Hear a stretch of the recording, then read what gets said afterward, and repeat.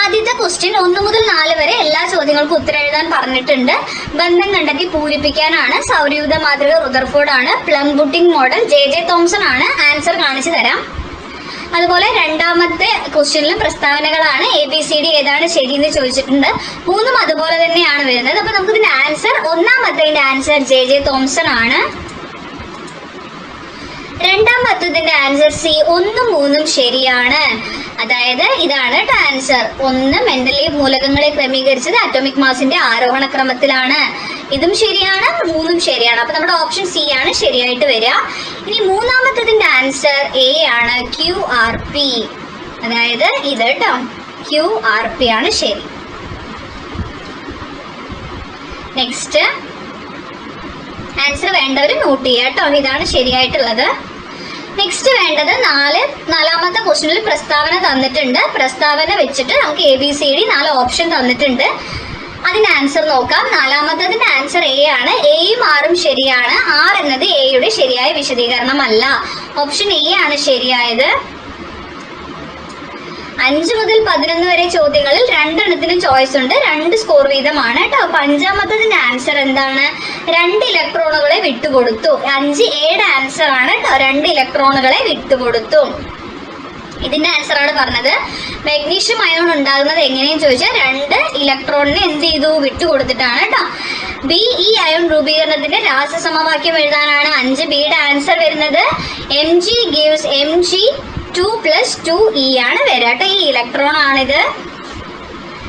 Next ആറാമത്തെ RA RB എന്ന് പറഞ്ഞിട്ട് 2 എണ്ണം ഉണ്ട്. നിങ്ങൾ ഇതിൽ ഏതെങ്കിലും ഒന്നിന് ആൻസർ ചെയ്താൽ മതിയാകും. ഞാനിവിടെ 2ന്റെ ആൻസറും പറയുന്നുണ്ട്. RAയുടെ ആൻസർ നമുക്ക് 4 മൂലകങ്ങളുടെ ഇലക്ട്രോൺ വിന്യാസം ചുവടെ തന്നിട്ടുണ്ട്. പ്രതീകങ്ങൾ യഥാർത്ഥമല്ല. ഇവയിൽ ഒരേ ഗ്രൂപ്പിൽ വരുന്ന മൂലകങ്ങൾ ഏതെല്ലാം? RAയിലെ A ക്വസ്റ്റ്യൻ ആൻസർ എന്ന് പറയുന്നത് Qഉം Sഉമാണ്. അതായത് ഇതുമാണ് കേട്ടോ. RAയിലെ B ക്വസ്റ്റ്യൻ ആൻസർ വരുന്നത് Pയും Rഉമാണ്.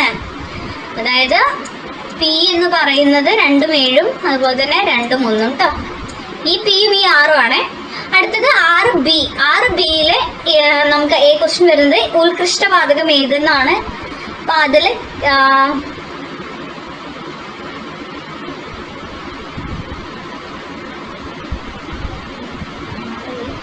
ഒരു മിനിറ്റ്,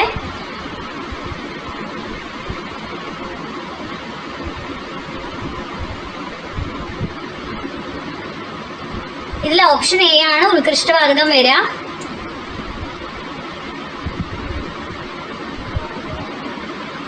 പിന്നെ 15ാമത്തെ ഗ്രൂപ്പ് മൂലകം ഏതെന്ന് ചോദിച്ചിട്ടുണ്ട്. അത് ഓപ്ഷൻ D ആണ് കേട്ടോ.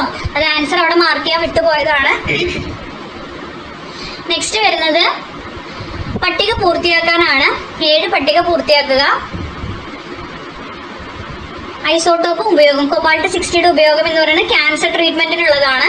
അനീമിയ നിർണ്ണയിക്കാൻ ഏതാണെന്നുള്ളത് നമുക്കിപ്പോൾ നോക്കാം. 7ാമത്തതിന്റെ A ആൻസർ ആണ്. Anaemia Fe 59. Fe പറയുന്നത് അയൺ ആണ് കേട്ടോ. നമ്മൾ അയൺ പറയില്ല, ഇരുമ്പ് എന്ന് പറയില്ല, അയൺ തന്നെയാണ്. അയൺ 59 ആണ് അതിന്റെ അറ്റോമിക് നമ്പർ വരുന്നത്. അടുത്തത് 8A ആണ്. ഡിസ്ചാർജ് ട്യൂബ് പരീക്ഷണത്തിന്റെ അടിസ്ഥാനത്തിൽ എങ്ങനെയാണ് JJ തോംസൺ ചുവടെ തന്നിരിക്കുന്നവ തെളിയിച്ചത്? അപ്പോ 8Aയുടെ ആൻസർ, 8Aയിൽ A ക്വസ്റ്റ്യൻ കാഥോഡ് കിരണങ്ങൾക്ക് മാസ് ഉണ്ട്, കാഥോഡ് കിരണങ്ങൾക്ക് നെഗറ്റീവ് ചാർജ് ഉണ്ട്. അപ്പൊ ഇത് നമ്മൾ എങ്ങനെ തെളിയിച്ചു എന്നുള്ളതാണ് എഴുതേണ്ടത്. 8Aയുടെ ആൻസർ വരുന്നത് A ക്വസ്റ്റ്യൻ രശ്മി വരുന്ന പാതയിൽ വെച്ച പാഡിൽ വീൽ കറങ്ങുന്നു. Bയുടെ ആൻസർ വൈദ്യുത മണ്ഡലം ഉപയോഗിച്ചാൽ അത് പോസിറ്റീവ് ഭാഗത്തേക്ക് ആകർഷിക്കുന്നു. ഇത് 8Aയുടെ Aയും Bയും ആണ്. ഇനി 8Bയുടെ A ക്വസ്റ്റ്യന്റെ ആൻസർ ഇലക്ട്രോൺ ആണ്. 8Bയുടെ B ക്വസ്റ്റ്യന്റെ ആൻസർ അതാര്യ വസ്തു വെച്ചാൽ നിഴലുണ്ടാകുന്നു. അടുത്തത് 9 ആണ്. 9ാമത്തെ ക്വസ്റ്റ്യനിലെ A ക്വസ്റ്റ്യൻ ഈ മൂലകത്തിന്റെ ഇലക്ട്രോൺ വിന്യാസം എഴുതാനാണ് പറഞ്ഞിരിക്കുന്നത്. 9ാമത്തിന്റെ ആൻസർ 2, 8, 6 ആണ് ആൻസർ വരിക. 2, 8, 6. ഈ മൂലകം ഉൾപ്പെടുന്ന മൂലക കുടുംബം ഓക്സിജൻ ഫാമിലിയാണ് കേട്ടോ. ഓക്സിജൻ ഫാമിലിയാണ്, ഓക്സിജൻ കുടുംബമാണ്. ഓക്സിജൻ ഫാമിലിയാണിത്. 10ാമത്തതിന്റെ ആൻസർ 10Aയും Bയും ഉണ്ട്. ഐസോബാർ ജോഡി കണ്ടെത്തി എഴുതാനാണ് പറഞ്ഞിരിക്കുന്നത്. 10ാമത്തതിന്റെ ഐസോബാർ ജോഡി എന്ന് പറയുന്നത് കണ്ടല്ലോ, ഇതാണ്. പൊട്ടാസ്യത്തിന്റെ വേരിയന്റ് K19, മേലെ 40, അതുപോലെ കാൽഷ്യം 40, 20. ഇതാണ് 10ാമത്തതിന്റെ Aയുടെ ആൻസർ വരിക. ഇതും ഇതും. ബി ഈ ജോഡി തിരഞ്ഞെടുക്കാനുള്ള കാരണം എഴുതാനാണ്. ഒരേ മാസ് നമ്പറും വ്യത്യസ്ത അറ്റോമിക് നമ്പറും. അടുത്തത് 11ാമത്തെ ആൻസർ 11A ഇതേ പീരീഡിൽ വരുന്ന ഉത്കൃഷ്ടവാതകത്തിന്റെ ഇലക്ട്രോൺ വിന്യാസം എഴുതാനാണ്. 2, 8, 8. 11B വരുന്നത് 11Bയുടെ ആൻസർ വരുന്നത് 10 ആണ് കേട്ടോ. അപ്പൊ 11Aയും 11B ഒന്നുകൂടി കാണിച്ചു തരാം. 11A 2, 8, 8 ആണ് ആദ്യത്തെ ആൻസർ. 11B 10 ആണ് ആൻസർ. അടുത്തത് 12 മുതൽ 17 വരെ ചോദ്യങ്ങളിൽ 2 എണ്ണത്തിന് ചോയ്സ് ഉണ്ട്, 3 സ്കോർ വീതം. അപ്പൊ നമുക്ക് നോക്കാം. 12ാമത്തതിന്റെ ആൻസർ വരുന്നത് ആറ്റത്തിന് ന്യൂക്ലിയസ് എന്ന കേന്ദ്രഭാഗമുണ്ട്. ആറ്റത്തിന്റെ വലുപ്പവുമായി താരതമ്യം ചെയ്താൽ ന്യൂക്ലിയസ് ചെറുതാണ്. ഇലക്ട്രോണുകൾ ന്യൂക്ലിയസിന് ചുറ്റും കറങ്ങുന്നു. അടുത്തത് 13ാമത്തതിന്റെ ആൻസർ വരുന്നത് 13ല് എയും ബിയും ഉണ്ട്. 13Aയുടെ ആൻസർ 2, 8, 8, 2, 2, 8, 10, 2. രണ്ട് രീതിയിലും നമുക്ക് എഴുതാം. 2 എണ്ണമാണത്. 13Bയുടെ ആൻസർ 3 ആണ്. ഇനി അടുത്തത് 14A ആണ്. 14A ക്വസ്റ്റ്യനും ബി ക്വസ്റ്റ്യനും ഉണ്ട്. നമുക്ക് ഓപ്ഷൻ ആണ്, ഏതെങ്കിലും ഒന്ന് ചെയ്താൽ മതി. 14Aയിലെ A ക്വസ്റ്റ്യന്റെ ആൻസർ പറയാം ആദ്യം. പൊതുവെ ഒരേ പീരീഡിലുള്ള സംക്രമണ മൂലകങ്ങളുടെ ബാഹ്യതമ ഷെല്ലിലെ ഇലക്ട്രോണുകളുടെ എണ്ണം തുല്യമായതിനാൽ അവ പീരീഡിലും ഗ്രൂപ്പിലും സമാനത കാണിക്കുന്നു. 14Aയുടെ ബി ക്വസ്റ്റ്യൻ ഇരുമ്പ്, ചെമ്പ്. ഇനി അടുത്തത് നിങ്ങൾക്കുള്ളത് 14B ആണ്. ഓർ ക്വസ്റ്റ്യൻ ആണ്. 14Bയുടെ എയുടെ ആൻസർ 1ഉം 2ഉം 13 മുതൽ 18 വരെ. ബിയുടെ ആൻസർ അലുമിനിയം. പിന്നെ അതുപോലെ തന്നെ അലുമിനിയം ആദ്യത്തെ, 2ാമത്തെ മെർക്കുറി ആണ്. ഇത് അലുമിനിയം ആണ്, ഇത് മെർക്കുറി ആണ് കേട്ടോ.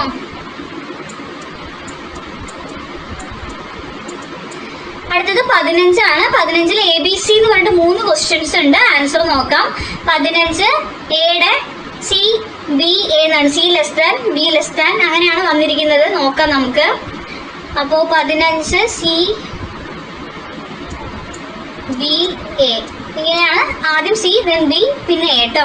അതായത് ആറ്റത്തിന്റെ വലിപ്പം കൂടി വരുന്ന ക്രമത്തിലാണ് എഴുതാൻ പറഞ്ഞിരിക്കുന്നത്.